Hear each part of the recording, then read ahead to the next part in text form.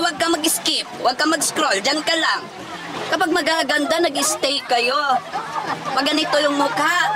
Pag ganito na. Susuntukin kita.